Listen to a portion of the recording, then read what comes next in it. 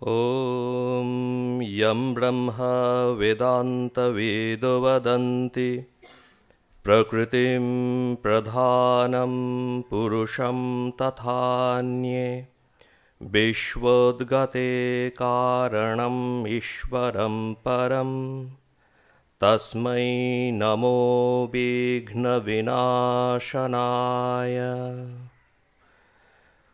ॐ मेधे सरस्वती वरे भुवि बाभ्रवितामसि नियते त्वं प्रसीदेशे नारायणि नमोऽस्तुते।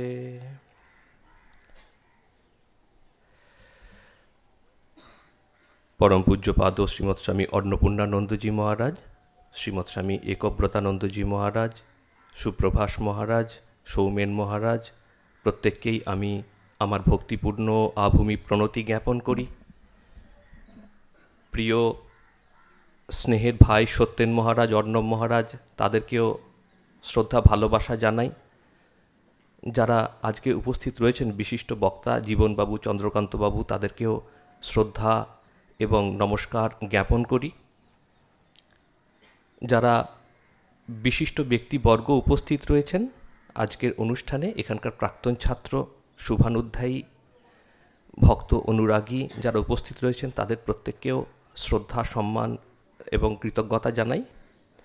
আর যারা ছোট ছোট ছাত্র ভাইয়েরা উপস্থিত রয়েছে এই ঐতিহ্যমণ্ডিত আশ্রমের, তাদেরকেও প্রাণের শ্রদ্ধা এবং অভিনন্দন জানাই। আমি প্রথমে যে শ্লোকটি বললাম ওইটি রাজা মহারাজের একটি অত্যন্ত প্রিয় শ্লোক। প্রায় উনি নীরদ মহারাজ অম্বিকানন্দজিকে বলতেন এটি গান করে শোনানোর জন্য। মহারাজের আশ্রম বেলঘরিয়া স্টুডেন্টস হোম এসেছি, মনে পড়ল তাই তোমাদেরকেও জানিয়ে দিলাম। আমি আজকের অনুষ্ঠানের সভাপতি, যারা রয়েছেন প্রত্যেকেই আমার বয়োজ্যেষ্ঠ। তো সভাপতির তো আলাদা করে বক্তব্য কিছু সেরকম থাকে না, তাঁরা যা বলে গেছেন তার উপরেই একটু হয়তো পর্যালোচনা এইটুকুই করণীয় থাকে। বেশ, আমরা তাই করব। জীবনবাবু তাঁর স্বভাবসিদ্ধ বাগ্মিতায় খুব প্রেরণাদায়ীভাবে স্বামীজির দৃষ্টিভঙ্গিতে আমাদের যে আজকের টপিকটি রয়েছে, পর উপকারী জীবন, পরহিত চেষ্টার অভাবী মৃত্যু, এটি উপস্থাপন করেছেন। খুব সুন্দর বিভিন্ন ঘটনা সেখানে উদ্ধৃত করেছেন তিনি। অনেকের জীবন অনুপ্রেরণাদায়ী ঘটনা আমরা তার কাছ থেকে শুনেছি, কিছু প্র্যাকটিক্যাল উপদেশও তার কাছ থেকে শুনেছি, যেগুলি ঠাকুরমা স্বামীজির ভাব থেকে নিষ্ণাত হয়ে আসছে।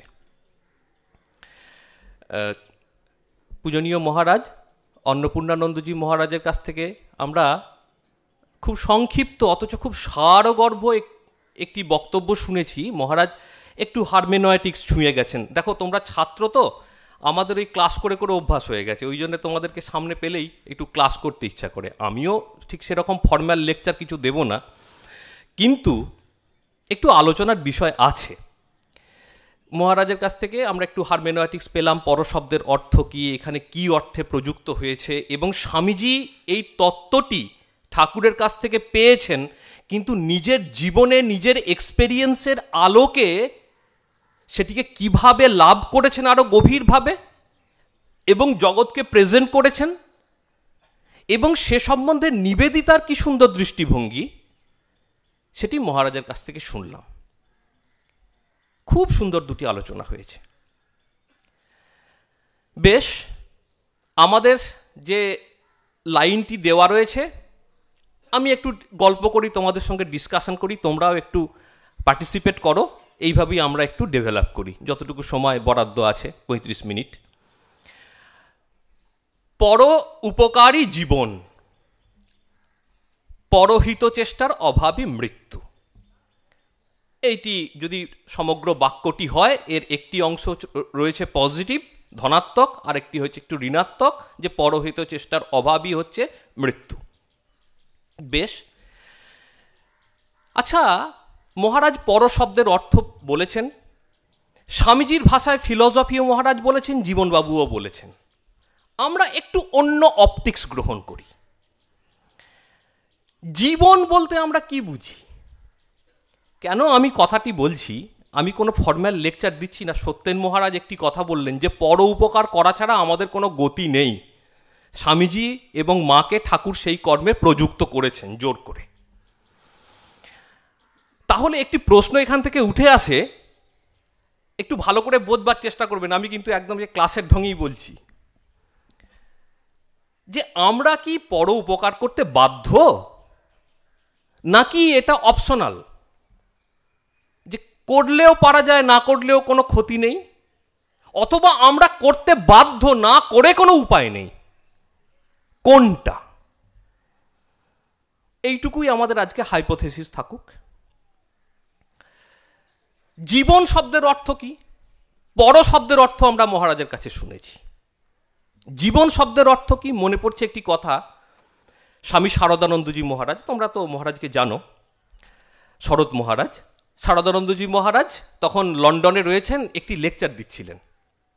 লেকচার দেওয়ার পরে কোয়েশ্চেন অ্যান্সার সেশন, সেই কোয়েশ্চেন অ্যান্সার সেশনে এক যিনি উপস্থিত ছিলেন, একজন ভদ্রমহিলা, তিনি প্রশ্ন করছেন, Swami, what is life? Saradanandaji উত্তর দিচ্ছেন, the series of experiences is called life. অভিজ্ঞতার সমষ্টি হচ্ছে জীবন। ভালো করে ভাববে, খাবার আগে একটু ভাবতে হবে, একটু ব্রেনস্টর্মিং। অভিজ্ঞতার সমষ্টি, সিরিজ অফ এক্সপেরিয়েন্সেস, এই হচ্ছে জীবন। তারপরে ওই ভদ্রমহিলা অতি সুন্দর একটি প্রশ্ন করছেন, Swami, what is then spiritual life? তাহলে আধ্যাত্মিক জীবন কাকে বলবো? অভিজ্ঞতার সমষ্টি যদি জীবন হয়, আধ্যাত্মিক জীবন কাকে বলবো? শারদানন্দজি উত্তর দিচ্ছেন, to learn from those experiences. ওই অভিজ্ঞতাগুলো থেকে শিক্ষা গ্রহণ করাই হচ্ছে আধ্যাত্মিক জীবন। ছোট্ট ছোট্ট দুটো অর্থ, কিন্তু কি গভীর। বেশ, আমাদের তাহলে একটা জিনিস এখান থেকে বুঝতে পারছি, আমাদের এক্সপেরিয়েন্সেসের সমষ্টি হচ্ছে জীবন। বেশ, আমরা আমাদের বলো, তোমরা আমাদের কি কি এক্সপেরিয়েন্স হয় ছোট থেকে বড় এত বয়স অবধি কি কি এক্সপেরিয়েন্স করেছো, বা আমরা যারা আরেকটু বয়স্ক রয়েছি কি কি এক্সপেরিয়েন্স আমরা লাভ করেছি বলো। আমরা সকাল থেকে উঠে কি করি? সকাল থেকে উঠে আমাদের যা ডেলি রুটিন, সেগুলো আমাদের এক্সপেরিয়েন্সেস, তাই তো নাকি? এক্সপেরিয়েন্স মানে যা আমরা দেখছি, শুনছি, খাচ্ছি, স্পর্শ করছি, নাক দিয়ে সুগন্ধ দুর্গন্ধ যা কিছু নিচ্ছি, এর বাইরে কিছু এক্সপেরিয়েন্স হয় কি আমাদের? হ্যাঁ, এর বাইরে কোনো এক্সপেরিয়েন্স হয় কি? হতে পারে না। কেন? আমাদের এই 5টি দরজাই একমাত্র খোলা আছে। এই চক্ষু, কর্ণ, নাসিকা, জিহ্বা, ত্বক। যেহেতু তোমরা ছাত্র, ওই জন্যে স্বামীজির এডুকেশনাল ফিলোসফিও আমি একটু টেনে আনছি। চক্ষু, কর্ণ, নাসিকা, জিহ্বা, ত্বক, বাই দা বাই। এই স্বামীজির কথা বলতে গিয়ে মনে পড়ছে, স্বামীজি একটি কথা বলেছিলেন, তোমাদেরকে এটা বলি। বলছেন যে সাইকোলজি, মনোবিদ্যা হচ্ছে পঞ্চম বেদ, প্রত্যেককেই ইহার চর্চা করা উচিত। একদম স্বামীজি এই কথা বলেছেন। এখন সাইকোলজির দুটি দিক আছে।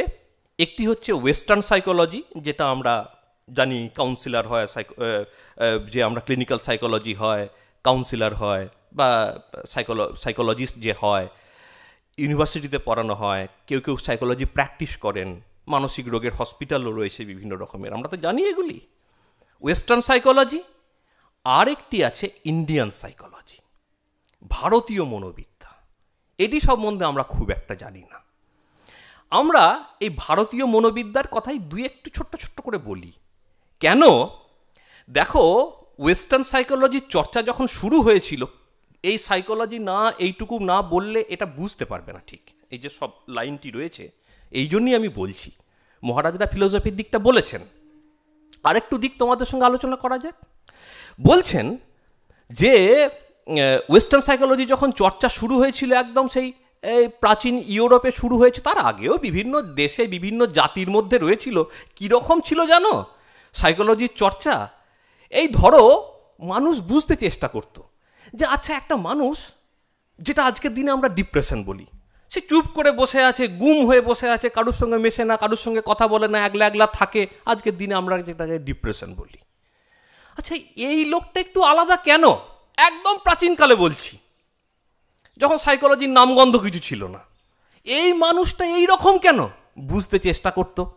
যখন কোনো ব্যাখ্যা পেত না তারা একটা সিদ্ধান্তে তো আসতে হবে মানুষকে। তখন যারা একটু মাথা ওলা লোক তাদের মধ্যে সে বলল, মনে হচ্ছে বেটাকে ভূতে ধরেছে, বুঝলি, বেশ ভূতে ধরেছে, একটু আলাদা রকমের আচার ব্যবহার হলেই ওকে একটু ভূতে ধরেছে।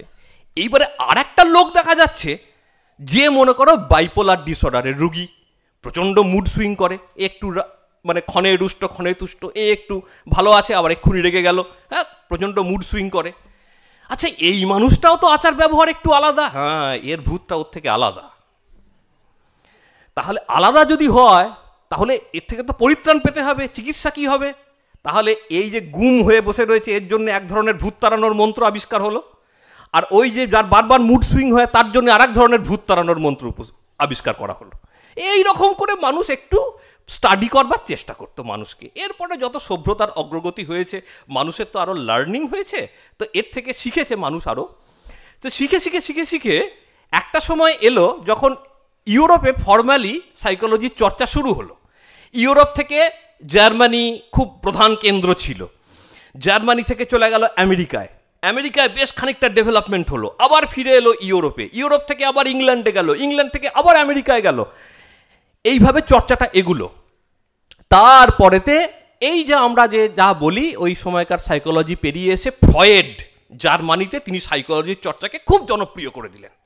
তার যে সাইকোডাইনামিক্স থিওরি রয়েছে খুব জনপ্রিয় করে দিলেন সাইকোলজির চর্চাকে। বেশ, ওই চর্চা হওয়ার, কিন্তু ওটা মানুষকে অন্যরকমভাবে চর্চা করছে, ডিটেলে আমরা যাব না, দরকারও নেই। বেশ মানুষের জনপ্রিয় হয়ে গেল চর্চাটা। এক ধরনের ছিল খুব একটা প্যাথোস, দুঃখময় চর্চা, সেটা একটা মানুষের যত দুঃখের দিক, অন্ধকারতম দিক চরিত্রের আবিষ্কার করো, ওই নিয়েই চর্চা করো, কিন্তু জনপ্রিয় হয়ে গেল সাইকোলজি। তারপরে এলো আমাদের বিহেভিয়ারাল সাইকোলজি এলো, তারপরে ডেভেলপমেন্টাল সাইকোলজি এলো, তারপরে এলো কগনিটিভ সাইকোলজি এলো। এই সমস্ত যুগ পেরিয়ে গিয়ে আজকের যে যুগে আমরা অবস্থান করছি, পজিটিভ সাইকোলজির যুগ। এই পজিটিভ সাইকোলজির কেন দরকার হলো? আগের সমস্ত সাইকোলজির থিওরিগুলোকে নস্যাৎ করে আজকে পজিটিভ সাইকোলজি। এবং এই পজিটিভ সাইকোলজি যখন তোমরা চর্চা করবে না, অবাক হয়ে যাবে। এই যে স্বামীজির কথাগুলি রয়েছে, ভারতবর্ষের যোগশাস্ত্রের যে কথা, বেদান্তের যে কথা, যা শুনছিলাম আমরা এতক্ষণ ধরে পূজনীয় মহারাজের কাছে, জীবনবাবুর কাছে, অক্ষরে অক্ষরে যেন ওইগুলি বলা রয়েছে, শুধু ইংরাজি ভাষায় এইটুকুই, যা অক্ষরে অক্ষরে। এবং ওরা যা চর্চা করছে, মনে করো আজকের দিনে কনসাসনেস নিয়ে চর্চা হয়, কনসাসনেস নিয়ে মানে কি? চৈতন্য নিয়ে চর্চা হয়। যা এক্সপেরিমেন্ট হচ্ছে, ক্রমশ ওরা ইন্ডিয়ান সাইকোলজির যে থিওরিগুলো ছিল সেগুলোকে প্রমাণ করছে। হ্যাঁ, এখনো অনেকটা মতবিরোধ আছে, কেননা আমাদের পদ্ধতিটা আলাদা প্রমাণের, ওদের পদ্ধতিটা আলাদা। ওরা ল্যাবরেটরিতে প্রমাণ করবার চেষ্টা করছে সব রকমের নিউরো ট্রান্সমিটার কী কী এই কেমিক্যাল রিয়াকশান হচ্ছে না হচ্ছে ব্রেনের মধ্যে, সেই দিয়ে গবেষণা করবার চেষ্টা করছে। ওই জন্য দূরত্ব আছে একটু, কিন্তু প্রমাণ করার ওইটাই চেষ্টা করছে যে হোয়াট ইজ কনসাসনেস। এই চর্চা কিন্তু সাইকোলজিতে 60-এর দশকে, 70-এর দশকে, 80-এর দশকে ছিল না। ওরা মানতই না কনসাসনেসকে, ওরা মনে করতো মনই সব। বেশ, কিন্তু ভারতীয় মনোবিদ্যা কতদিন আগে বলে গিয়েছিল যে মন হচ্ছে শক্তি, শক্তি মানে জড়, বুদ্ধি হচ্ছে শক্তি। তোমরা যদি উপনিষদ পড়ো তখন খুব মজার জিনিস, কেন আমরা বলছি, জীবন সম্বন্ধে আমরা ব্যাখ্যা করছি তো তাই বলছি। তোমরা যদি উপনিষদ পড়ো তখন দেখবে যে মন বুদ্ধি কিভাবে আমরা লাভ করি, নিজেদের ভেতরে জেনারেট করি, কিভাবে আমরা একটি শক্তি থেকে আরেকটি শক্তিতে কনভার্ট করি, কিভাবে আমরা। সেখানে সব কাহিনী দেওয়া রয়েছে, সত্যকামের কাহিনী, তার বাবার কাহিনী সব দেওয়া রয়েছে। তো তো কথা হচ্ছে এইটি যে এই যে মনোবিদ্যার চর্চা, ইন্ডিয়ান সাইকোলজি বলে আমাদের জ্ঞান লাভের জন্য মাত্র 5টি দ্বারই খোলা আছে। আর আজকে পজিটিভ সাইকোলজি এসে আমাদের যা থিওরি দিয়েছে না, মানে অবাক হয়ে যাবে। ইন্ডিয়ান সাইকোলজি ছাড়া কোনো গতি নেই। ওই জন্য আমি ইন্ডিয়ান সাইকোলজির কথা ডেলিভারেটলি তোমাদের কাছে বলছি। এই চক্ষু, কর্ণ, নাসিকা, জিহ্বা, ত্বক এছাড়া আমাদের এক্সপিরিয়েন্স লাভের কোনো উপায়ই নেই। তাহলে এই এক্সপিরিয়েন্সের সমষ্টি হচ্ছে জীবন, তাই তো বলা হলো। তার মানে কি, আমরা যা দেখছি, যা শুনছি, যা ঘ্রাণ নিচ্ছি, যা স্বাদ নিচ্ছি, যা স্পর্শ করছি, এর বাইরে জীবন হতে পারে না। জীবনের কোনো অস্তিত্ব নেই এর বাইরে। বেশ, এই যদি জীবন হয় তাহলে এবারে একটু ভিতরের দিকে ঢোকো, একটু ভিতরের দিকে যাই আমরা। কি হচ্ছে ভিতরে গিয়ে, গন্ডগোলটা কি পাচ্ছে, ভারতীয় মনোবিদ্যা কি বলছে দেখো। মনে করো, আমি কথায় বলছি, আমরা শিখিও কিভাবে। মনে করো এই তুমি আজকে প্রোগ্রাম করবার পরে বাড়ি যাচ্ছ। যখন আমরা বাড়ি যাচ্ছি, মনে করো রাস্তা দিয়ে সন্ধে হয়ে গেছে, সরস্বতী ঠাকুর বিসর্জন হয়েছে, কোনো ইয়েতে অনেক সন্ধে হয়ে গেছে, তুমি বাড়ি যাচ্ছ, ট্রেন থেকে নেমেছো, বাস থেকে নেমেছো, আরও 2 কিলোমিটার রাস্তা হেঁটে যেতে হবে গ্রামের ভেতরে। বেশ ভালো, তুমি খুব আনন্দে বাড়ি যাচ্ছ, গুনগুন করে গান গাইতে গাইতে। যেতে যেতে হঠাৎ দেখলে মাঠের এ প্রান্ত থেকে ও প্রান্ত একটা একটা কি যেন প্রাণী ছুটে গেল, যার 6টা ঠ্যাং, 2টো লেজ। এইরকম যদি একটা প্রাণী তোমার চোখে পড়ে, হঠাৎ করে তোমার হবেটা কি? কি রিয়াকশন হবে? কি রিয়াকশন হবে? তুমি দাঁড়িয়ে পড়বে, আরে এটা কি দেখলাম, তাই তো নাকি? এটা কি দেখলাম, 6টা ঠ্যাং, 4টে ঠ্যাং হয় জানি, 6টা ঠ্যাং আবার কোন প্রাণীর হয়, আর 2টো নেয়াজি বা কার হয়? তো তুমি দাঁড়িয়ে পড়বে, দাঁড়িয়ে পড়ে খানিক্ষণ হাঁ করে ভাবলে, একটু মাথা টাথা চুলকুলে সব করলে, একটু গুগল খুলে দেখার চেষ্টা করলে, কিছু পেলে না। ভেতরে কি ঘটনাটা ঘটে গেল? ইন্ডিয়ান সাইকোলজি বলবে, তুমি যে এই দেখলে, আমাদের সাইকোলজির কাছে এই চোখ হচ্ছে একটা ডিভাইস মাত্র, দেখার একটা যন্ত্র। ভারতীয় মনোবিদ্যার কাছে দেখার একটা যন্ত্র, কানটা হচ্ছে শোনার যন্ত্র। এরা কন্টিনিউয়াস ওই কম্পিউটারে, আমরা কেন বলছিলাম positive psychology information processing model দিয়েছে আমাদেরকে, আর ইন্ডিয়ান সাইকোলজি কতদিন আগে ইনফরমেশন প্রসেসিং মডেলের কথা বলেছে, একেবারে এক। এইবারেতে আমরা কম্পিউটারে কি জানি, কিছু থাকে ইনপুট ডিভাইস থাকে, এগুলো হচ্ছে সব ইনপুট ডিভাইস। এই চোখ, কান, নাক, জিভ, ত্বক সব ইনপুট, আমাদের কাছে কন্টিনিউয়াস সংবাদ পাঠাচ্ছে। কার কাটে পাঠাচ্ছে? ভেতরে একটা যেন ইকোসিস্টেম রয়েছে, ভিতরে একটা হায়ারার্কিক্যাল সিস্টেম রয়েছে। এই যে 5 জন যেন একদম সেই রিসেপশনের মতন, যেমন হোটেলে বা অন্যান্য জায়গায়, হসপিটালে সব জায়গায় রিসেপশনিস্ট থাকে না, ওই রিসেপশনের মতন এটা থানা দিয়ে বসে আছে, একদম থানা গেড়ে বসে আছে ফোন নিয়ে হাতে। তাদের যে উপরের যে অফিসার, সে ওই ইনফরমেশন প্রসেসিং যে অফিসার, সে হচ্ছে মাইন্ড। ওই মনের একটা বিরাট ব্যাংক রয়েছে, নলেজ ব্যাংক, ফাইল ব্যাংক, থরে থরে সিরিজ অফ এক্সপেরিয়েন্সেস। আজ পর্যন্ত তুমি যা খেয়েছো, যা শুনেছো, যা জেনেছো, সমস্ত ফাইল করে থরে থরে থরে থরে সেই ঘরে রাখা আছে। ফাইল ব্যাংক, ওটাকে বলা হয় অন্তঃকরণ, চিত্ত। সমস্ত নলেজ ব্যাংক একদম ওর মধ্যে রাখা আছে। স্বামীজি কবে এই কথাটি বলেছিলেন? সমস্ত জ্ঞান আমাদের অন্তরেই আছে। এ কথা তো কেউ বিশ্বাস করতো না তখন। 1939-এ একজন রাশিয়ান সাইকোলজিস্ট ভাইগটস্কি বলে, তিনি এসে বললেন, সমস্ত জ্ঞান আমাদের ভেতরে আগে থেকেই সঞ্চিত রয়েছে, আমরা শুধু সেগুলোকে রিডিসকভার করি। এই থিওরিটার নাম হয়ে গেল কনস্ট্রাকটিভিজম। আমরা নলেজকে নির্মাণ করি। নির্মাণ করা মানে উপাদান সব ভেতরেই থাকতে হবে, ইট, কাঠ, সিমেন্ট, কুর্নিক, শাবল, গাঁইতি সব ভেতরেই থাকতে হবে, সব ভেতরেই আছে আমাদের। আমরা শুধু জ্ঞান নির্মাণ করি মাত্র। আমরা তো স্বামীজির কথা শুনি না, পড়ি না। যখন বিদেশি ওই স্বামীজিও এই কথাটা বলেছিলেন, যখন আমার চেলারা এসে বিদেশ থেকে তোদেরকে এই কথাগুলো বলবে, তখন তোরা শুনবি, আমার কথা তো শুনবি না তোরা। তো তারা এসে বলছেন, এখন আমাদের এই তোমরা যে স্কুল কলেজে পড়াশোনা করো না, যা বই যেভাবে নির্মাণ করা হচ্ছে, কোয়েশ্চেন করা হচ্ছে, সব ওই থিওরি ধরে। তোমরা জানো না, আমরা জানি, কেননা আমরা ওই মাস্টারমশাইদের পড়াই যারা কলেজে এবং ইউনিভার্সিটি যে পড়ে, তাদেরকে যারা কলেজে ইউনিভার্সিটিতে পড়ায় বা স্কুলে পড়ায়, তা সেই মাস্টারমশাইদেরকে আমরা পড়াই বলে জানি। সমস্ত কিছু এই থিওরি মেনে তৈরি হচ্ছে। বেশ, এইবারে আমাদের ভেতরে কি হয়ে গেল ঘটনাটা, ওই মন, তার ফাইল ব্যাংক, চিত্ত, তাদের একজন বড় বাবু আছে যে ওই অফিসের সিইও, ওর থেকে বড় হেড আর কেউ নেই, সে হচ্ছে ওই বুদ্ধি। সংজ্ঞা কি বলছে, মনের সংকল্পাত্মক বিকল্পাত্মক মনহা। মন হচ্ছে সর্বদা হ্যাঁ না দোদুল্যমানের মধ্যে, হ্যাঁ করবো কি করবো না, যাবো কি যাবো না, খাবো কি খাবো না, এটা কি ওটা কি, এর মধ্যে দুলছে সর্বদা। ডিসিশনকে নিচ্ছে নিশ্চয়াত্মিকা বুদ্ধি, বুদ্ধি ডিসিশন নিচ্ছে, ওই শিলমোহর মেরে সই করে দিচ্ছে, ওটা আর কাটবার ক্ষমতা কারণ নেই।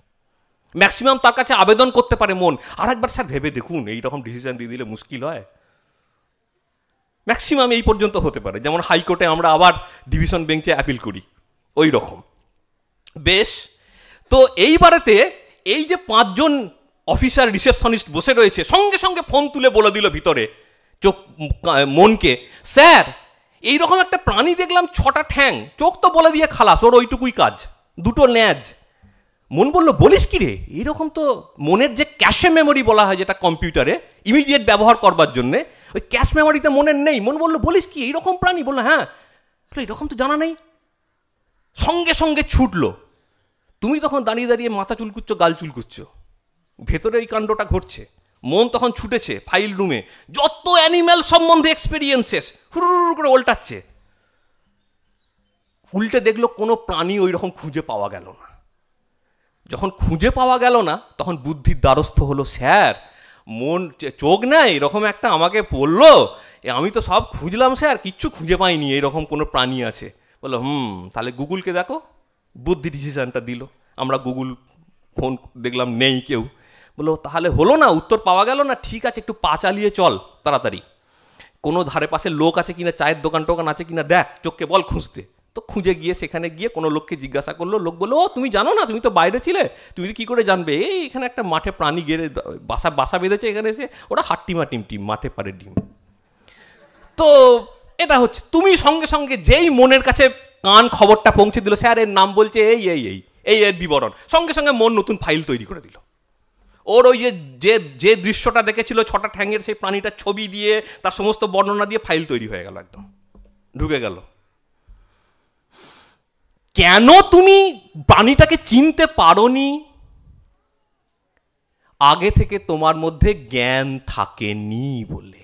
ওই প্রাণীটা সম্বন্ধে, গরুকে দেখলে আমরা জিজ্ঞাসা 2বার ভাববো কি দেখলাম, একটা কুকুর দেখলে 2বার ভাববো কি দেখলাম। আমি আগে থেকে জানি। তাহলে একটা জিনিসের থেকে পরিষ্কার, আমি জানি যেটা, সেটাই আমরা চিনতে পারি, ধরতে পারি, জানতে পারি।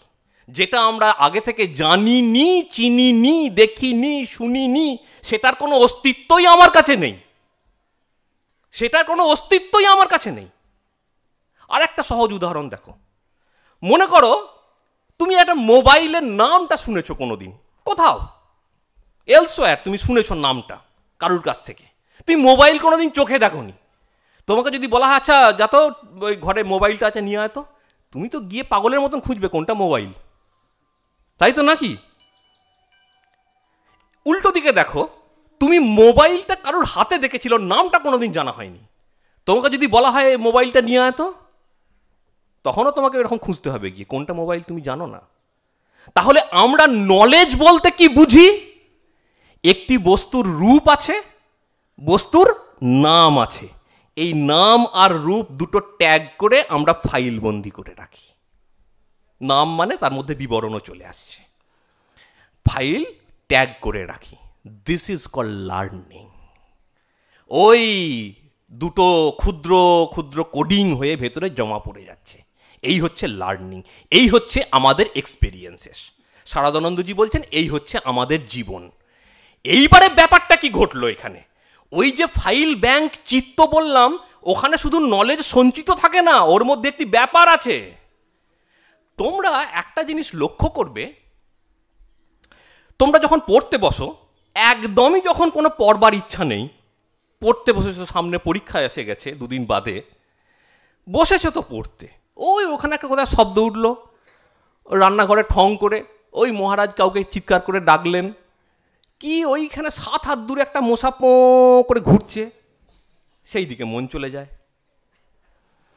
আর যদি ক্রিকেট খেলা দেখতে বসো, যেখানে আর 2 বলে 10 রান করতে হবে, তখন তোমার এই সাধের গালটিতে মশা বসে পেট ফুলিয়ে রক্ত খেয়ে উড়ে চলে গেল, তখনও তোমার হুঁশ হয় না। তার মানেটা কি? তার মানে আমরা যেটা ভালোবাসি, যেটা আমাদের ভালো লাগে, সেটাতে মন একাগ্র হয় ন্যাচারালি। যেটা আমরা ভালোবাসি না তাতে আমাদের মন একাগ্র হয় না।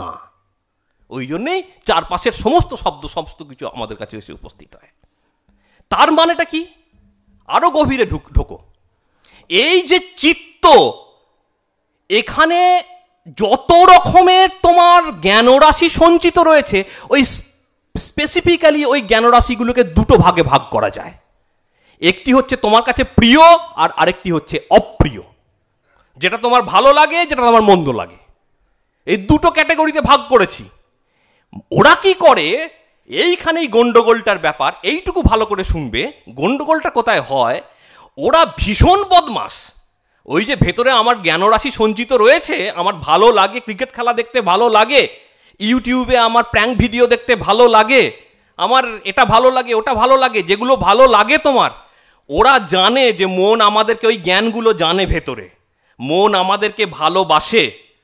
ওই জন্যে ওরা করে কি, একটা ভীষণ ব্ল্যাকমেলিং একটা অ্যাক্টিভিটিস রয়েছে ওদের। ওরা করে কি, দলে দলে দলে দলে ভেতর থেকে বেরিয়ে আসে, এসে মনকে এই দেখো আমাকে দেখো আমাকে দেখো অধিকার করে ফেলে, পুরো একদম পুরো মনকে হাইজ্যাক করে নেয়, ঘিরে ফেলে একবারেতে। একটা ভীষণ দুষ্ট চক্র ভেতরে কাজ করে আমাদের।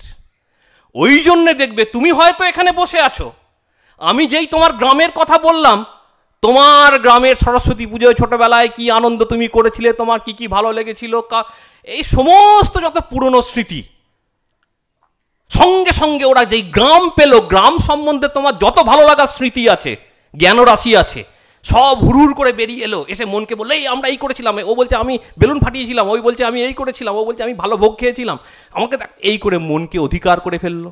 তুমি এখানে বসে আছো, তোমার মন তো লতায় পাতায় ঘুরে বেড়াচ্ছে কোথায় না কোথায়।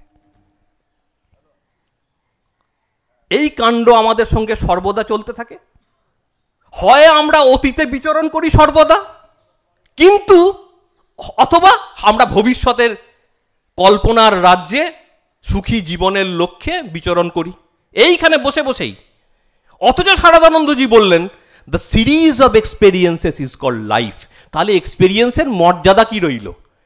আমি যদি এইখানে বসে বসে যদি বাড়ির কথা ভাবতে থাকি বা ভবিষ্যতের কথা ভাবতে থাকি, তাহলে তোমার চোখের সামনে এত যে এক্সপেরিয়েন্স হচ্ছে, কানে শোনা, চোখে দেখা, নাকে একটা সুন্দর ধূপের গন্ধ এসে লাগছে, ওখানে মায়ের এত সুন্দর মূর্তি রয়েছে, তাহলে আমাদের জীবন কটা? এই বর্তমান যেটা জীবন হবার কথা, সেইটা কি আমাদের জীবন আদেও? আমরা কি একটা মেক বিলিভ ওয়ার্ল্ডে জীবন রচনা করি। আমাদের জীবন কথাটাই তো ভীষণ গোলমেলে। অথচ জীবন মানে আমাদের কাছে এক্সিস্টেন্স। যেই একটি মানুষ মারা যাবে, বলবে ও মারা গেছে, তাকে দাহ করে দাও, ওর আর এক্সিস্টেন্স নেই। অথচ জীবনে যখন বাস করছি, আমি সেই জীবনকে আমি অবহেলা করে অতীত বর্তমানে ভবিষ্যতে ঘুরে বেড়াচ্ছি। অদ্ভুত ব্যাপার এটি একটি। এই যদি আমাদের জীবন হয়, বেশ, যদি এই চক্ষু কর্ণ নাসিকা জিহ্বাময় ত্বকময় যদি আমাদের জীবন হয়, তাহলে এই যে শরীর, মহারাজ বলছিলেন ক্ষণ পরিবর্তনশীল, সর্বদাই পরিবর্তনশীল। 10 বছর আগে তোমার যা শরীর ছিল এখন আর নেই, 2 মিনিট আগে যা শরীর ছিল এখন আর নেই। মহারাজ অলাথ চক্রের কথা বলছিলেন, ভীষণ ফাস্ট চলছে সময়।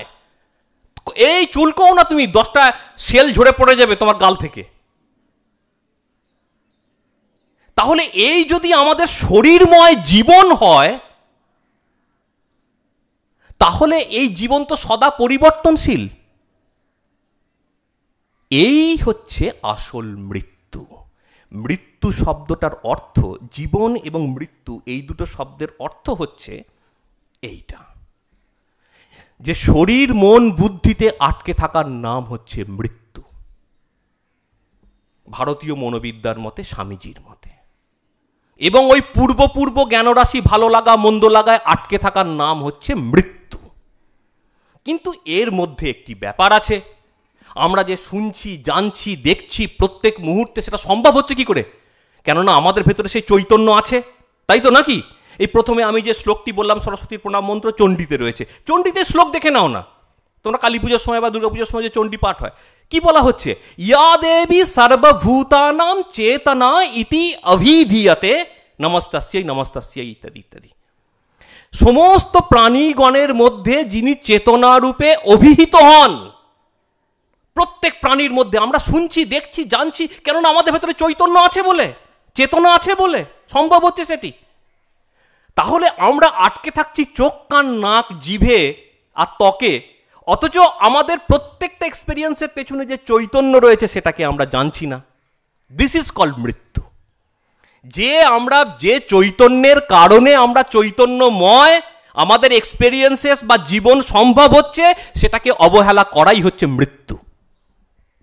বেশ, আমার মধ্যে যদি চৈতন্য থাকে, তোমার মধ্যেও তো চৈতন্য আছে, এই গাছের মধ্যেও চৈতন্য আছে, সমস্ত কিছুর মধ্যেও চৈতন্য আছে, কুকুর, বেড়াল, ছাগল, সব কিছুর মধ্যে চৈতন্য আছে, ছুঁচো কেঁচো পর্যন্ত চৈতন্য আছে বলেই তো চলে হেঁটে বেড়াচ্ছে। কত কষ্ট করে চলুক, বুকে হেঁটে যেমন করেই পারে চলুক, চৈতন্য আছে বলেই তো সম্ভব হচ্ছে নাকি জীবনটা।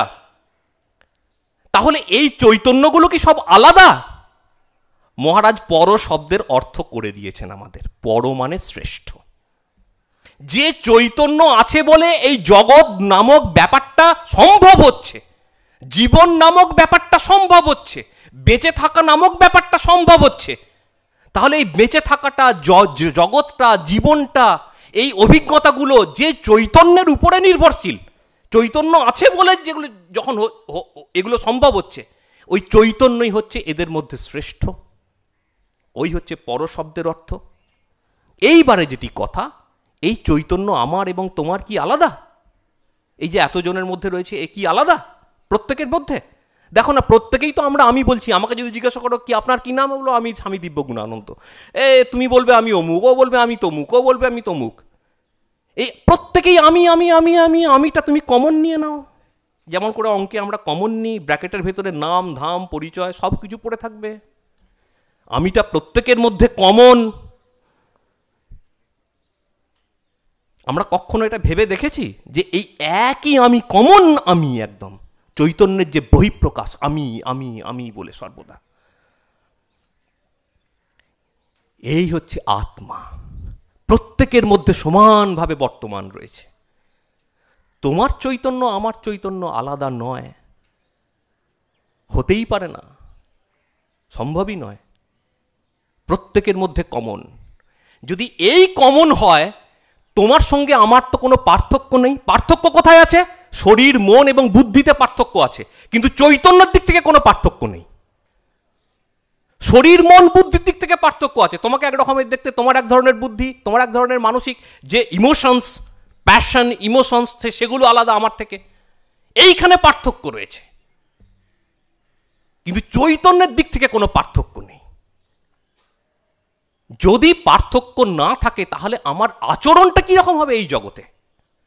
আমার আচরণ কিরকম হওয়া উচিত? কেননা এই একই চৈতন্য যেটা আমার মধ্যে রয়েছে সেটা তোমার মধ্যেও রয়েছে। তাহলে তোমাকে কি আমি হিংসা করব? চলে যাও ভাগবতে, কপিল সেখানে তার মা দেবাহুতিকে বলছেন, অথ মাম সর্বেষু ভূতেষু, অথ মাম সর্বভূতেষু ভূতাত্মানম কৃতালয়ম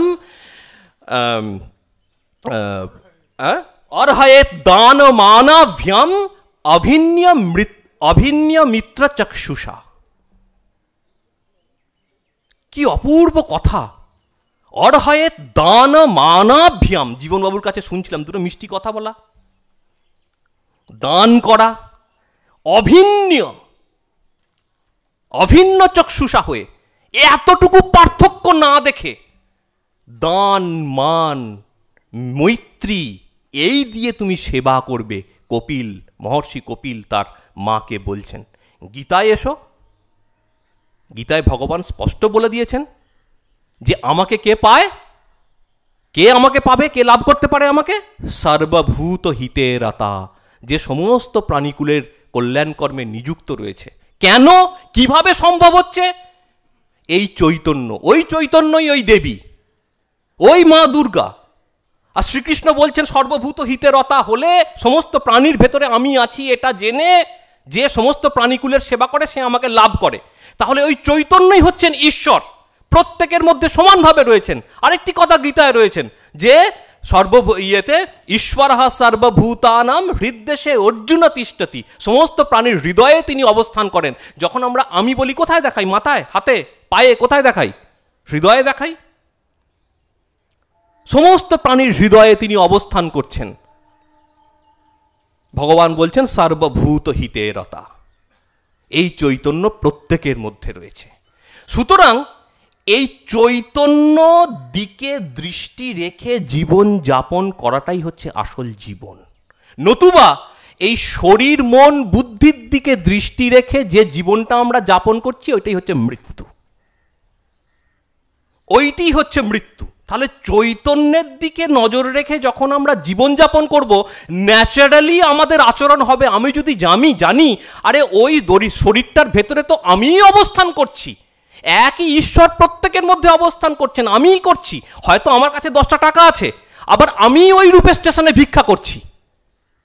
এটা একটু ভেবে দেখবে, একই আমি, ওই ভিখারির মধ্যেও যে আমি, ওই প্রার্থীর মধ্যেও যে আমি, প্রত্যেকে আমি ওই রূপে অবস্থান করছি, চাইতে আসছি। মহারাজ বলছিলেন অদ্বৈত ছাড়া কোনো গতি নেই, অদ্বৈতে ফিরে আসতে হবে। এই হচ্ছে অদ্বৈত ভাবনা, এই হচ্ছে জীবন। এটা বাদ দিয়ে যদি শরীর মন বুদ্ধি খাওয়া দাওয়া শুধু নিজের টুকুর মধ্যে সীমাবদ্ধ হয়ে থাকা হয়, নিজের কি ভালো লাগে, নিজের কি মন্দ লাগে, শুধু এর মধ্যে ওই ইমোশনসগুলোর মধ্যে যদি তুমি হয়ে থাকো, এনসার্কেলড হয়ে যদি থাকো, ওই ভিসিয়াস ট্র্যাপের মধ্যে যদি পড়ে থাকো, ওইটি হচ্ছে মৃত্যু। এই কটি কথা বলে স্বামীজি আমাদেরকে আজকে সমাজে, সত্যি আজকের যদি আমরা সমাজ দেখি, যতই গণ্ডগোল থাকুক, আমরা অনেকখানি সমাজকে দেখছি অদ্ভুত অদ্ভুত। ওই যে জীবনবাবু কথাগুলি বলছিলেন না, মানে অদ্ভুত অদ্ভুত। এই কয়েকদিন আগে পাটুলিতে একটি ভদ্রলোক, আমি চা খেতে গিয়েছিলাম, ওখানে চা খেতে নয় মানে গিয়েছিলাম নরেন্দ্রপুর আশ্রমে, ফেরবার সময় তারা সঙ্গে 2-1 জন ছিল, বলে চলুন মহারাজ চা খাবো। ঠিক আছে চলুন। তো এখানে একটা লঙ্কা চা পাওয়া যায়, এটা গুগলে দেখলেও পেয়ে যাবে, লঙ্কা চা বলে পাওয়া যায়। ওই লঙ্কা চা এক জায়গায় বলো ওখানে লঙ্কা চা পাওয়া যায়, কি চা দেখি একবার তো গিয়ে, পাটুলিতে লঙ্কা চা, লঙ্কা টি বললেই পেয়ে যাবে, দেখতে পাবে। তো বলে চলুন তো দেখি। তো ওইখানে গিয়ে দাঁড়িয়েছি, চা খাচ্ছি, হঠাৎ করে এক ভদ্রলোক এসে প্রণাম করলো, মহারাজ আমার নাম অমুক, আমি এই ছোট্ট একটি গুমটি আছে তার খাবারের দোকান, বললো আমি এখানে এই সমস্ত কাজকর্ম করি, আর আমার যা আমি উপায় করি, উপার্জন করি, যৎসামান্য আমি সংসার খরচের জন্য রেখে বাকি টাকায় গরিবের জন্য স্বামীজির ভাবে আমি একটি ডিসপেন্সারি চালাই। সুন্দরবনের দিকে তার কোথায় গ্রাম, ওইখানে ডিসপেন্সারি চালান তিনি। কল্পনা করতে পারছো মানুষের ভেতরে এই চেতনা অনুসারী জীবনযাপনের কি আকুল উদগ্র বাসনা স্বামীজির প্রভাবে। এটা শুধু একটি বিচ্ছিন্ন ঘটনা নয়, আমরা সমাজের হাজার হাজার লোককে দেখছি, আমরা এটা দেখছি চোখের সামনে ঘটতে। মাঝে মাঝে এত ছোট মনে হয় নিজেদেরকে, কি বলবো তোমাদেরকে, যে আমরা কি করতে পারছি। এত লোক সংসার সামলে তারা এত মানুষের জন্য করছেন। স্বামীজি আমাদেরকে সেই লক্ষ্যে প্রেরণ করুন, তার আশীর্বাদে আমাদের জীবন ধন্য হোক, এই প্রার্থনা করে সকলকে প্রণাম, নমস্কার, কৃতজ্ঞতা, শুভেচ্ছা জানিয়ে শেষ করছি।